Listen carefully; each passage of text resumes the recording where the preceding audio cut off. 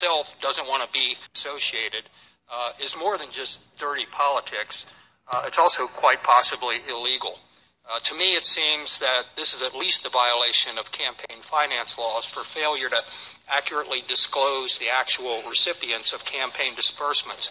However, this type of arrangement is not illegal.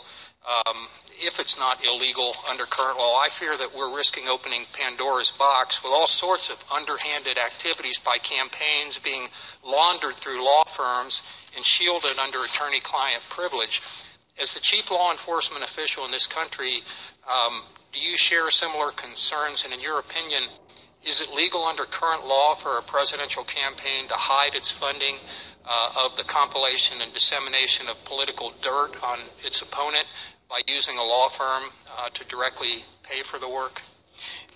I would think that those matters are worthy of consideration, but as to the details of them and for me to express an ultimate comment today, I'm unable to do so. Okay, thank you. Let me shift over to something entirely different. Federal law currently still cites marijuana is a dangerous drug. It's still prohibited. It's still illegal under federal law. Yet a number of states have, for both medical purposes and now even for recreational purposes, have basically made it legal. What is your department's policy on that relative to enforcing the law? Our policy is that the same really fundamentally as the Holder-Lynch policy, which is that the federal law remains in effect and a state can legalize marijuana for its law enforcement purposes, but it still remains illegal with regard to federal purposes. Okay. It seems to me that there's always been a tremendous amount of gray area in that whole field, which I think as a nation, we need to look much more closely at, both from the state's point of view and the federal government point of view. But that's just my feeling on that. Running out of time, I had about 4 other things, but let me just go to one final thing here. I've been very involved in the area of victims' rights. I was following Henry Hyde's leadership on this, introduced the Victims' Rights Constitutional Amendment years back. Various pieces of legislation on victims' rights. And I've also worked closely with the parents of murdered children. And when you talk about something that affects one's family, there's nothing that affects a family more adversely than something like that happening. And we still have capital punishment on the books, both at the federal level and many of our states. Yet these families are dragged left and right, up and down, back and forth in hearing after hearing. These cases can drag on for more than 20 years before the imposition of capital punishment actually occurs, and in many instances, obviously, it never does. And while these people are behind bars, oftentimes they attack, sometimes kill guards, sometimes kill other inmates. So what is, I'd be interested to see, what is your what is your intentions relative to capital punishment in this country? Well, many states have capital punishment. The federal government has capital punishment for a number of offenses and is specifically controlled. We have within the department a recommendation process through an appointed committee to seek or not seek a death penalty when a case is charged. Sometimes it's a complex thing. But I believe the death penalty, the federal death penalty, is a part of our law. I think it's a legitimate penalty. It's constitutional, and we will do our duty even in those circumstances that require the imposition of the death penalty. Thank you very much. My time's expired. The chair recognizes the gentlewoman from California, Ms. Lofgren, for 5 minutes. Thank you, Mr. Chairman, and thank you, Mr. Attorney General, for being here today. Former National Security Advisor Michael Flynn is under investigation because of his work and ties to foreign governments. According to various reports, much of his work with these foreign governments went unreported when Mr. Flynn was required to make certain disclosures by law. Now, as chairman of the Trump campaign, National Security Advisor Committee and lead advisor on the Trump transition team, I think you worked closely with Mr. Flynn, and I'd like you to answer a few yes or no questions about Mr. Flynn. And knowing that Mr. Flynn is under investigation, I'm going to stick to subject matter that predates both the special counsel's investigation and your appointment as Attorney General. Now, the foreign policy platform at the Republican National Convention undertook dramatic changes. Did you discuss changes to the Republican foreign policy platform with Mr. Flynn at any point during the campaign? I don't recall it. I was not at the convention when the platform committee met. You were the lead of the campaign, but you don't recall discussing it with him? Well, that may be a bit of a stretch. I was asked to lead, inform, and find some people who would join and meet with Mr. Trump to give him advice and support regarding foreign policy, and I did so, although we were not a very effective group, really. You met with Ambassador Kislyak in November of 2016. Did you discuss your meetings with Ambassador Kislyak with Mr. Flynn? Did I discuss Mr. Flynn with him? Did you discuss your meeting with the ambassador with Mr. Flynn? The ambassador, I met with, I think, some 25 ambassadors that year. I did meet once in my office with Mr. Kislyak, and I do not recall and don't believe I communicated any of that information to Mr. Flynn. Are you aware of any meetings between Ambassador Kislyak and Mr. Flynn that might have occurred around the time of your meeting with the ambassador? I do not. Okay. In her testimony before the Senate in May, former acting Attorney General Sally Yates testified that 1 week into the Trump administration, she notified the administration that Mr. Flynn had lied to Vice President Pence about discussing sanctions with Ambassador Kislyak. As part of the transition team and the president's pick for Attorney General, in January, were you notified when the administration was notified of Mr. Flynn's lie and his susceptibility to Russian blackmail? I don't believe so. All right. We now know that you were aware of the efforts of Carter Page and George Papadopoulos to meet and establish communications with the Russian government.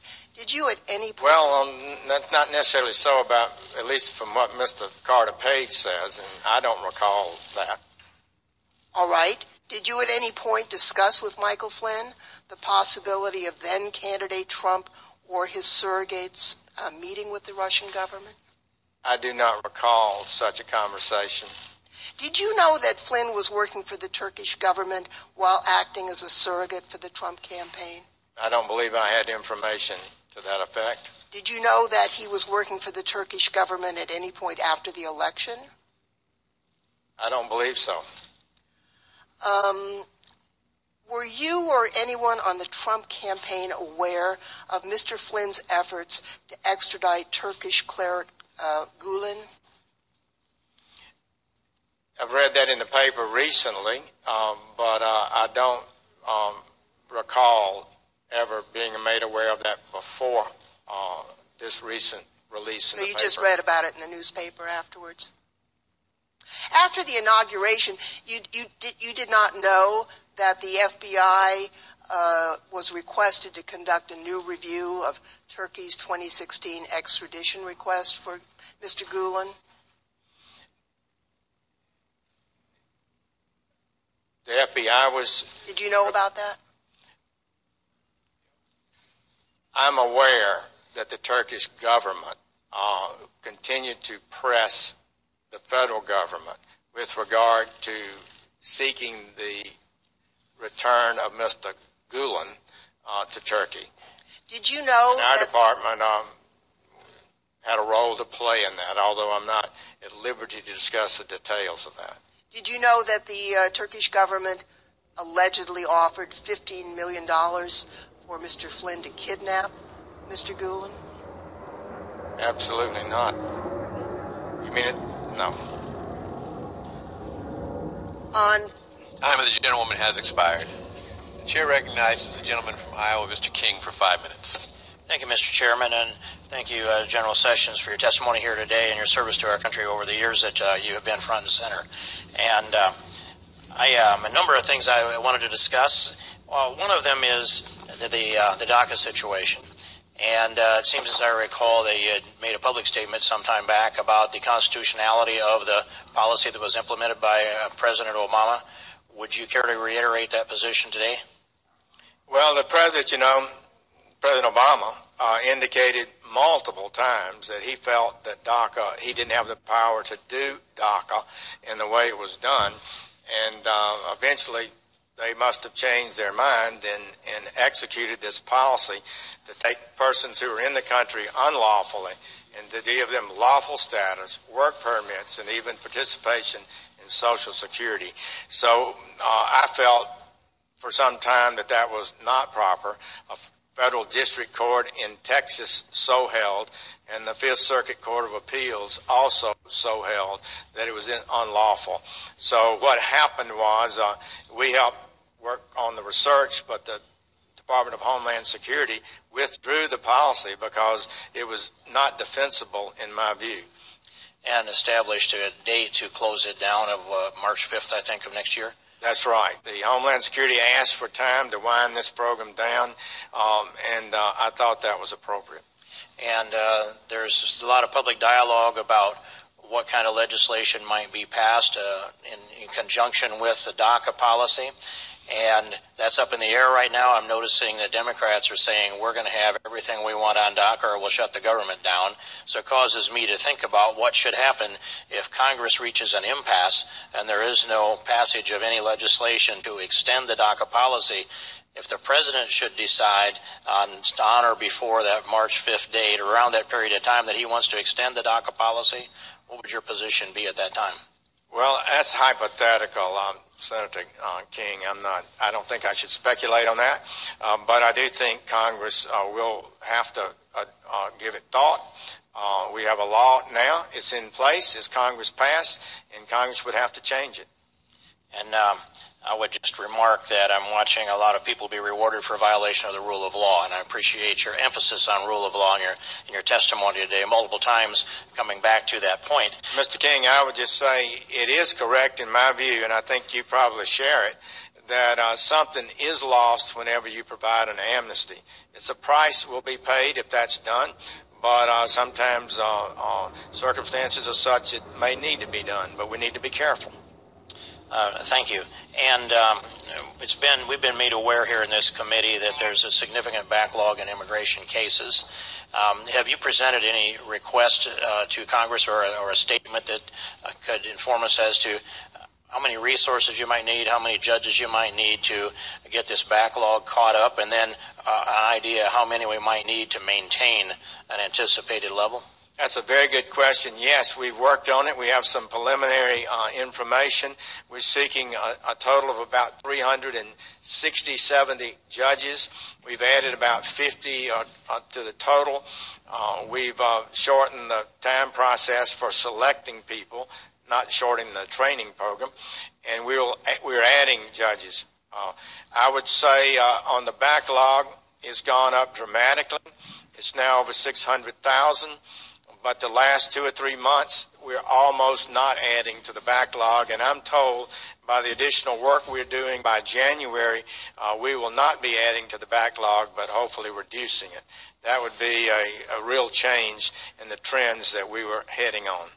Well, thank you. Then I just ask you to reflect as this committee anticipates the potential of a special counsel to broaden this look that I think is forced upon us in a reluctant way, but I certainly support that special counsel to look back at some times here that I believe should be incorporated into this, and that is I look back at October 16th, 2015, when Barack Obama was speaking of Hillary Clinton and whether she might have violated any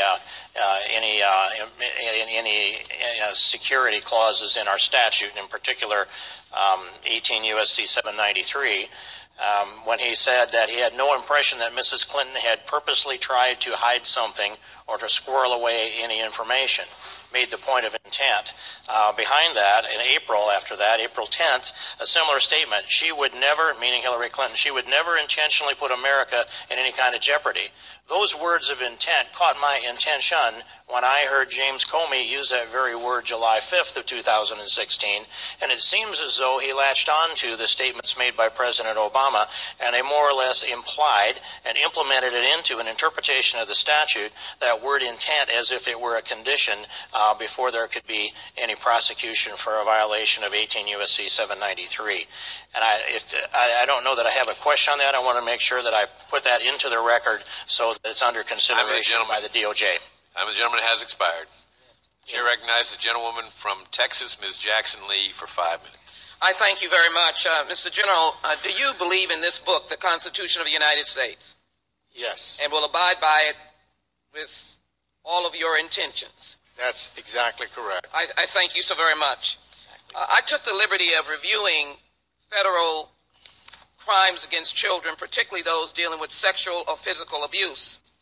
As you well know, Lee Kaufman, Wendy Miller, Debbie Watson Gibson, Gloria Thacker Deason, and Beverly Young Nelson, these young women, have accused this individual, Judge Moore, who is running for a federal office, the United States Senate, of child sexual activity. Do you believe these young women? I have no reason to doubt these young women. And with that in mind, if you believe these young women, do you believe Judge Moore should be seated in the Senate if he wins? And would you introduce investigations by the DOJ regarding his actions? We will evaluate every case as to whether or not it should be investigated. This kind of case would normally be a state case. I would say, Representative Jackson Lee, that the ethics people at the Department of Justice, and I've talked to them about that when this campaign started. It's the seat I used to hold. They advised me that the Attorney General should not be involved in this campaign. I have friends in the campaign. Thank you, Mr. General. I have steadfastly adhered I want to make sure that if he comes to the United States Senate, I think I should continue to do so. If he comes to the United States Senate, that there would be the possibility of referring his case for at least a federal review by the Department of Justice. We will do our duty. Let me also refer you back to the meeting on March 31st, 2016 with Mr. Papadopoulos. You well know that Mr. Papadopoulos, in addition to his comments in the meeting regarding a meeting between Trump and Mr. Putin, had series of meetings dealing with, and as you can see, Trump, Mr. Papadopoulos, and you leading that committee. I cannot imagine your memory would fail you so much. But moving on, he was in that meeting, but you also had Stephen Miller, who is a senior policy advisor, who was noted in the stipulated statement of offense to have received conversations from Mr. Papadopoulos about his constant interaction with the Russians to intrude in the 2016 election. You continued in the October 18th meeting before the Judiciary Committee, or hearing in the Senate, to not answer the question. Now, in light of the facts that are now part of the record, do you wish to change your testimony before the Senate Intelligence Committee on June 13, 2017, where you said, I have never met with or had any conversation with any Russians or any foreign officials? Let me jump to the final part. Well, I have no knowledge of any such conversations by anyone connected to the Trump campaign. Do you want to admit under oath that you did not tell the truth or misrepresent it, or do you want to correct your testimony right now?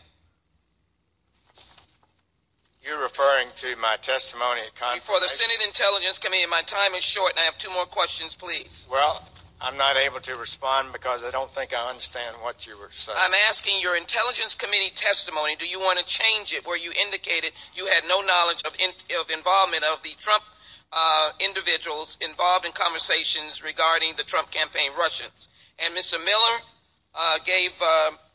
supported Mr. Trump's press conference where he said, Russia, if you're listening, I hope you'll be able to find the 30,000 emails.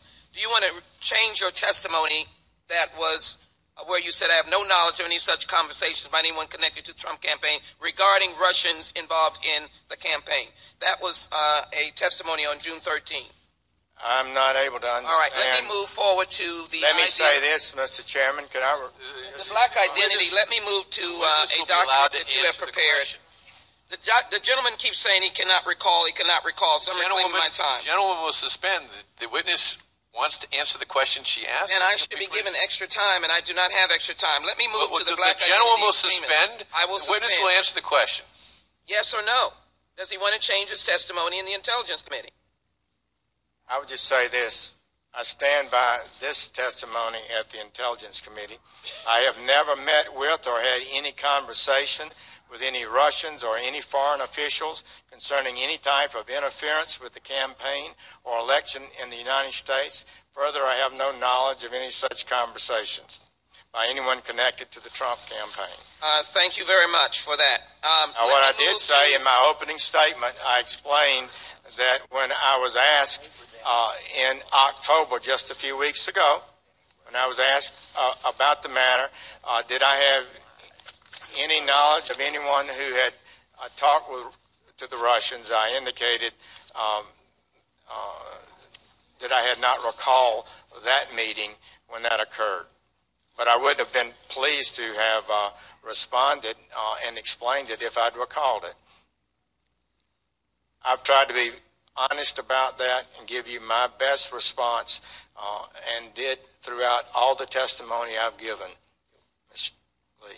You stand by your testimony. Thank you very much. Are you familiar with the names Eric Garner, Walter Scott, Jameer Rice? My question is, as I hold up the poster dealing with the report under your jurisdiction, Black Identity Extremists, it is interesting to me that you are opposing individuals who are opposing lethal force, similar to the attack on Reverend Dr. Martin Luther King on COINTELPRO, but there seems to be no report dealing with the Tiki Torch Parade in Charlottesville chanting, "Jews will not replace us." Why is there an attack on black activists versus any reports dealing with the alt-right and the white nationalists? Can you answer that question quickly? I'm not aware. Are you planning on investigating that? When was that report completed? In August of 2017. I'm not aware of. I have not studied that report. I ask you to because it's an attack on individuals who are simply trying to petition the government in the redress of grievances. Let me move to criminal justice reform. We have found that mandatory minimums and over-incarceration has been the history of criminal justice. We were moving toward criminal justice reform, which you oppose as the United States Senator.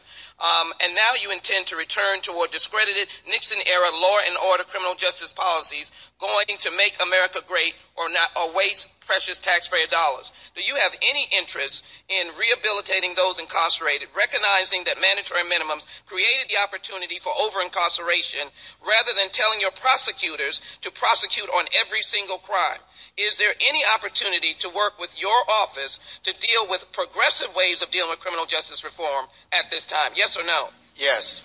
Right? I would just respond and say that Senator Durbin and I worked together to reduce the crack cocaine penalties some years ago. It probably remains the largest. Will you pull back on the time of the gentlewoman has expired. The witness is allowed to answer the last question. Minimums. I'm sorry.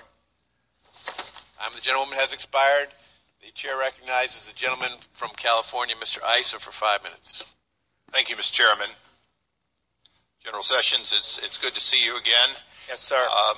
I don't speak Russian, and I don't meet with Russians, and I don't really want to ask about those questions today, but I do have some very important questions. Well, Congressman Issa, you said that, but I bet you have met with some Russian, and if you, in your lifetime, and taking those words at face value, somebody might accuse you of not being honest. You're absolutely. That's what they've done to me. You're absolutely right, General Sessions. That is the challenge. Is that as a member of the Foreign Affairs Committee, I meet with lots of ambassadors, and I don't want to try to remember everyone and everything that was discussed in what I thought was a pro forma meeting.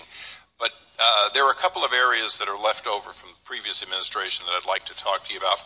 One of them is we sent Loretta Lynch, General Lynch, a letter related to sober homes and a predicament. And the predicament is fairly straightforward.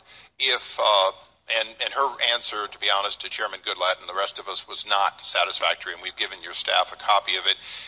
Essentially, sober living homes are nothing but boarding houses. They're required to provide no care whatsoever to the alcoholic or recovering drug abuser. because that has to be done somewhere else, or they don't qualify as sober homes. And yet, currently, there is in the Ninth Circuit decisions that cause cities to be unable to regulate them in a way that would prevent people from simply buying houses in a row in a very prestigious neighborhood and turning them into these, if you will, sober living homes, which are, again, boarding houses with 15 or more people. Will you agree to work with us to try to find an appropriate way to align your enforcement of the Americans with Disability Act and your enforcement of the Fair Housing Act with the necessity for cities to be able to essentially regulate how many people live in a home? Yes, I would be pleased to do that. These are important issues because a lot of money is being spent, and some of it not wisely, in these areas. A lot of it is federal dollars being squandered to the benefit of people that are speculating. The second one is a trial court ruling in the Durante Nursery versus the Army Corps of Engineers case. Are you even familiar with this case? I'm not. Well, I'd like you to become familiar because during your administration, a assistant U.S. attorney on your behalf argued that the waters of the U.S., which is not a valid regulation delivered to Congress and eligible under CRA to be considered or rejected, continued to argue that that was law. Would you agree that your attorneys on your behalf should not argue regulations which have not been delivered to Congress and as a result are not eligible for CRA review? Mr. Issa, I have now recalled the case. I didn't recall it by name. That matter was intensely reviewed by a new Assistant Attorney General for the acting, at least for the Environment and Natural Resources Division. After great consideration, we felt it was advised to me, and I approved going forward with that position in court. So I will take responsibility for it, but I got to tell you, we did look at it very hard. But in general, you would agree that if a regulation is created or some other words of the executive branch, they don't have the weight of law unless they're delivered to Congress, so we have an opportunity to review them under the Congressional Review Act. That would sound correct. Thank you. My last question is less of a softball, and neither one of these are softball. They're very important to California. But in a previous Congress, the Ways and Means Committee of the United States House voted for and referred criminal charges against Lois Lerner. I also was involved in investigating her wrongful activity. They referred criminal charges, and they did so under a statute that says, and I'll paraphrase it as well as I can, that the U.S. Attorney for the District of Columbia shall present to the grand jury the following, and then they laid out the criminal charges.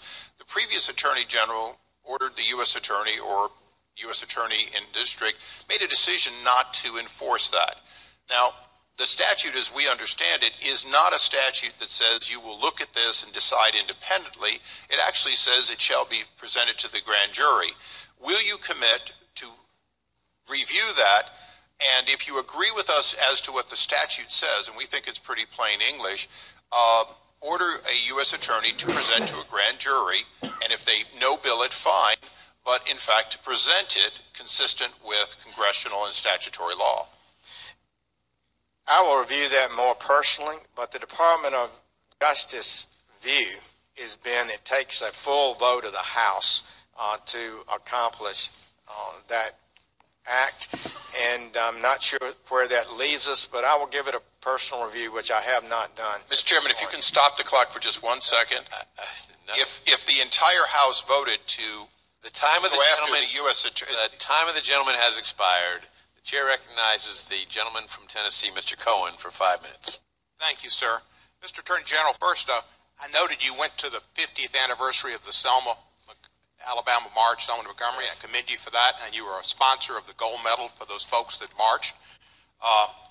Having done that, I would like to ask you, what have you done as Attorney General to see to it that African Americans and others who have been discriminated for years in voting have more access to the ballot box? We will absolutely, resolutely defend the right of all Americans to vote, including our African American brothers and sisters. It cannot ever be suggested that people are blocked from voting. And we have done a number of things in the Department of Justice. Let me ask you this, Mr. Attorney General. It's a fact, there have been studies to show that voter ID is more discriminatory in its effect on African Americans and Latinos than anything else. Will you stop in defending voter ID law cases? No. The Supreme Court has approved voter ID if properly done. Other courts have too. It can be done in a discriminatory way, which is not proper and should not be approved. But I believe it's settled law that a properly handled and written voter ID law is Let me lawful. suggest to sir, with all due respect, we come from the similar region.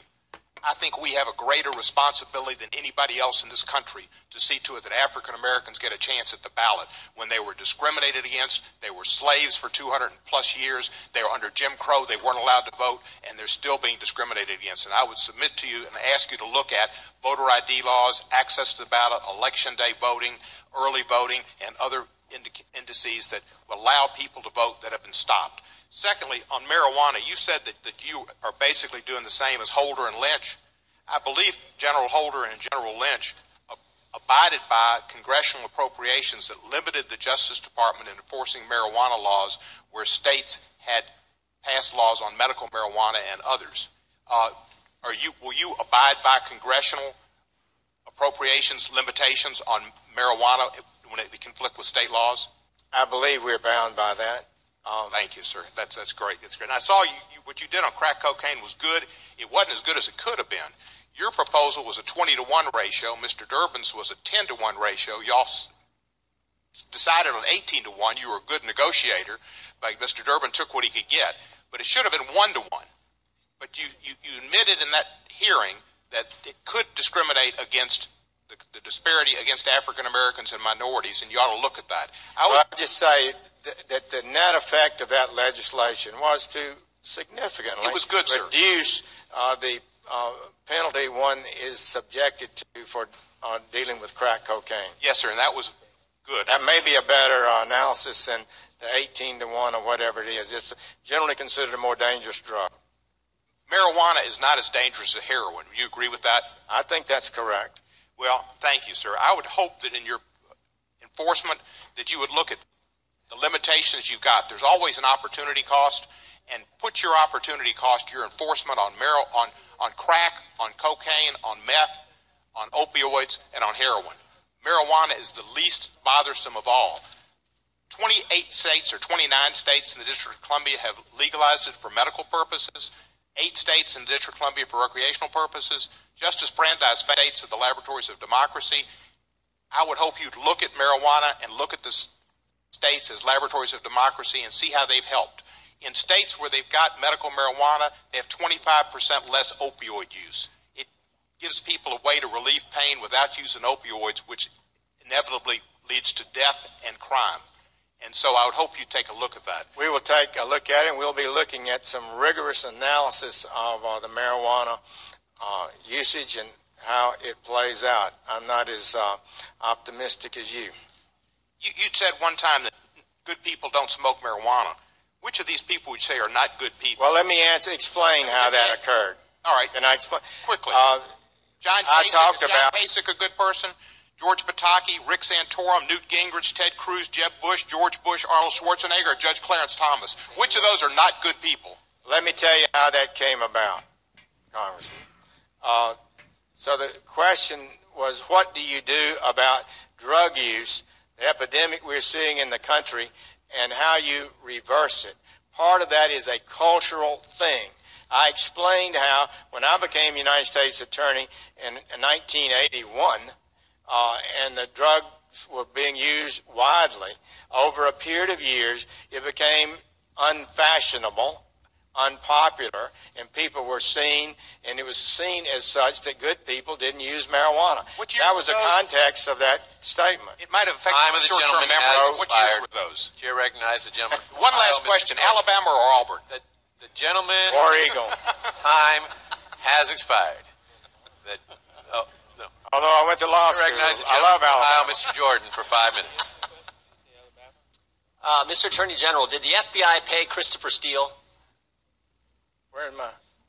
Right here. Yeah. Did the FBI pay Christopher Steele, the author of the dossier? Those are matters you'll have to direct to the, I think maybe the special counsel. And why is that? I'm just asking if someone Well, I'm not on the payroll able of the to FBI. reveal internal investigatory matters here that's under the investigation of anybody, but particularly I think This happened in the summer of 2016. We know the Clinton campaign, the Democrat National Committee paid through a law firm, Fusion GPS, to produce the dossier. We know the author was Christopher Steele. It's been reported that he was on the payroll of the FBI. I'm just wanting to know if, in fact, that is the case. I'm not able to provide an answer to you. Did the FBI present the dossier to the FISA court? I'm not able to answer that. Do you know if the FBI did the established process protocol in evaluating claims made in the dossier? I'm not able to answer that. On January 6, then FBI Director James Comey briefed President-elect Trump up in New York about the dossier. Shortly thereafter, the fact that that meeting took place and the subject of the meeting was the dossier was leaked to CNN. Do you know who leaked that information? I do not. Are you investigating who leaked that information? That would be a matter within the investigatory powers of the special counsel. You said you got a number of investigations going on, Mr. Attorney General, regarding leaks. Is that likely one of those that you're investigating? I'm not able to reveal the existence of investigations or not. Mr. Attorney General, I appreciate your service in the Senate. I appreciate your service at the Justice Department. Consider you a friend.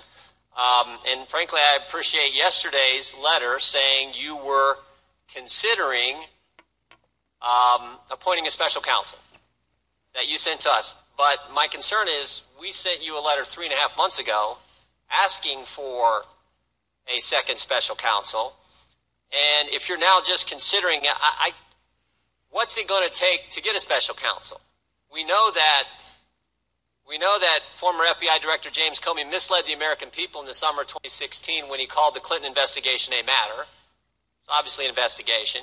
We know FBI Director Comey was drafting an exoneration letter before the investigation was complete. We know Loretta Lynch, one day before the Benghazi report came out, 5 days before Secretary Clinton was scheduled to be interviewed by the FBI, met with former President Bill Clinton on a tarmac in Phoenix. We know after that meeting, when she was corresponding with public relations people at the Justice Department, she was using the name Elizabeth Carlisle. You know, as I've said before, it seems to me if you're just talking golf and grandkids, you can probably use your real name. We know that Mr. Comey publicized the investigation, and we know he made the final decision on whether to prosecute or not. And then when he gets fired, he leaks a government document through a friend to the New York Times, and what was his goal?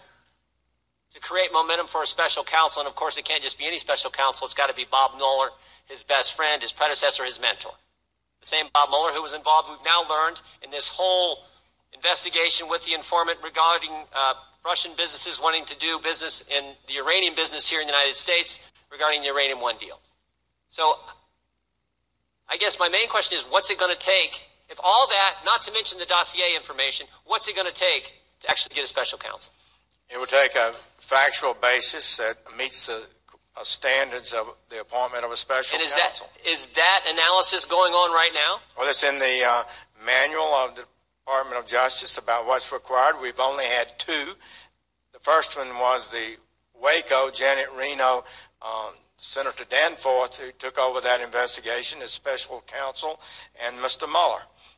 Each of those are pretty special factual situations. Let me ask it this way. And we will use the proper standards, and that's what only thing I can tell you, Mr. Jordan. Well, I appreciate that. You can have your idea, but sometime we have to study what the facts are and to evaluate whether it meets the standard well said. that so let me ask you this. requires If in fact, a special counsel. Well, we know one fact. We know the Clinton campaign, the Democrat National Committee paid for, through the law firm, paid for the dossier. We know that happened. And it sure looks like the FBI was paying the author of that document, and it sure looks like a major political party was working with the federal government to then turn an opposition research document, the equivalent of some National Enquirer story, into an intelligence document, take that to the FISA court so that they could then get a warrant to spy on Americans associated with President Trump's campaign. That's what it looks like. And I'm asking you, doesn't that warrant, in addition to all the things we know about James Comey in 2016, doesn't that warrant naming a second special counsel, as 20 members of this committee wrote you 3.5 months ago asking you to do? Well, Mr. Comey is no longer the director of the FBI. Thank goodness. We have an excellent man of integrity and ability in Chris Wray, and I think he's going to do an outstanding job, and I'm very happy about that. He's not here today, Attorney General. And I would say, you are, and I'm asking for a special counsel. The time of the gentleman I would has say expired. looks like is not enough basis to appoint a special counsel. Time of the gentleman has expired. Chair recognizes the gentleman from Georgia, Mr. Johnson, for 5 minutes. Thank you, General. You have led a remarkable and notable career over the last 42 years as an attorney in private practice, as the Attorney General of Alabama, then the U.S. Attorney in Alabama, later the U.S. Senator of Alabama, and now the Attorney General of the United States of America. And you made a professional judgment call when you recused yourself from the investigation of the Russian interference in the 2016 elections, and you've caught a lot of flack for that decision. What I want to know is, why did you recuse yourself? Well, thank you very much. I told the Senate Judiciary Committee when I was confirmed that I would evaluate those matters. I would seek the counsel of the senior ethics advisor. My question is, why did you recuse yourself? I'll get that. So I don't want you to filibuster. Okay. So I did do that. I evaluated that, and they showed me something I was not familiar with. One of the Code of Federal Regulations that says if you participate in a substantial role in a campaign, a Department of Justice employee should not participate in investigating that campaign. Thank you. I felt that was correct. It was not because I had any concern about anything I had done previously, but it was, to me, if I were not bound by that, I don't see how other people in the Department of Justice could be expected to follow the rules of the department either. Well, thank you, sir. And after you recused yourself, you did participate in the firing of the FBI director who was leading the investigation into the Russian interference with the 2016 elections. Prior to Jim Comey's termination, were you contacted by the Donald Trump administration, anyone in that administration, Donald Trump himself or any of his political or campaign officials, about their quest to fire Jim Comey? I am not able to and cannot reveal conversations with the President of the United States or his top advisors. Let me ask you this question. With regards to the AT&T proposed acquisition of Time Warner, which owns CNN, it appears to be a vertical merger, much like the Comcast-NBC Universal merger that DOJ approved. But unlike its treatment of Comcast-NBC Universal, DOJ has suggested strongly that it will not approve the AT&T Time Warner merger unless Time Warner sells off CNN's parent company, Turner Broadcasting. It's well known that your boss, President Trump, has great disdain for CNN, which he calls fake news. And what I want to know is, has the White House or any individual in or on behalf of the Trump administration or the Trump political team or campaign, excluding staff from FCC or DOJ, has anybody contacted you, your office or your assigns regarding that AT&T Time Warner acquisition? First, I would say that I don't accept and cannot accept the accuracy of that news report. We have a professional... Your department has not told Time Warner that an AT&T that they must shed Turner Broadcasting? Our work is professional. They do meet with the... Is that a false report or is it a true report? I just would tell you I don't think it's, I'm able to accept as accurate news reports that have been come out on that. Let me ask you this question. On October 18th, when testifying before the Senate Judiciary Committee, Senator Sass asked you if the department had taken adequate action to prevent election meddling in the future. You stated that there was no review underway of the cybersecurity vulnerabilities. Have you requested a review of what laws need to be updated in order to protect our elections from foreign influence? We have discussed those matters, but no completion has been done. Are you conducting a review at this time? Yes. Our team is looking at that. The FBI has real skills in that area. And I think we're not anywhere near where I would like us to be yet. Let me ask you this question. What individual with your department is leading that inquiry? We would be working with our voting rights section, our criminal section, our national security section, probably is the most knowledgeable in the hacking and area, as well as the expertise in the FBI. Time of the gentleman has expired. The chair recognizes the gentleman from Texas, Mr. Smith, for 5 minutes. Thank you, Mr. Chairman. Mr. Attorney General, first of all, I want to thank you for all your efforts to restore the rule of law. Nothing could be more important to our justice system, and nothing could be more important to protecting the lives of Americans and frankly, not just protecting their lives, but keeping all Americans safe.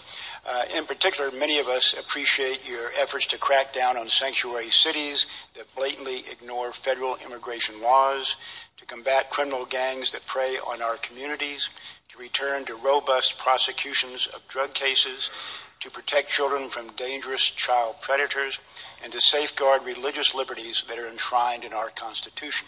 I'd like to go back for a second to sanctuary cities. I have been waiting 20 years for a president and an administration that would enforce current immigration laws. So happens that I introduced a bill in 1996 with Senator Al Simpson that, among other things, outlawed sanctuary cities. So the law is there, and I want to thank you for being willing to enforce that law, which will protect many innocent Americans from harm and perhaps save their lives. More generally, I'd like to ask you if you feel that there are any immigration laws, and if so, which ones, that need to be better enforced.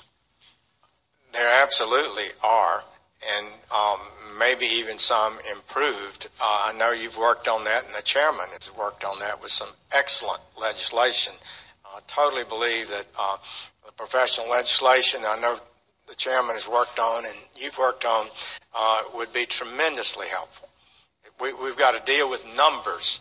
And so when you create a mechanism by which we had 5,000 people in 2005 who claimed a credible fear. Last year it was 95,000. This is creating hearings and backlogs that were never intended to be part of the system. Did not happen before. And so there's so many things out there that burden our law enforcement officers, make it more difficult, more expensive, more lengthy to complete these things. We've just got to make up our mind. We've got to make up our mind, do we want a lawful system of immigration that serves the national interest, or do we want open borders and we're not going to enforce it? Thank you for your leadership, Mr. Smith. I know you'll be leaving this body also, and I've enjoyed so much the honor of working with you. Well, thank you, Mr. Attorney General. I'm not going to ask any questions, and I'm going to end with that, Mr. Chairman. I'll yield back. Thank you. The chair thanks the gentleman. We're going to take a break, Attorney General session, so the committee will stand in recess for 10 minutes. Thank you.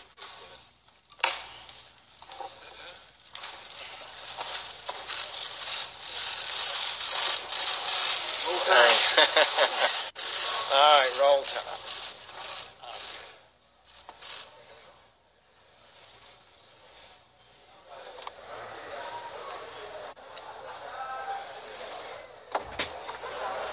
Oh, yeah, yeah.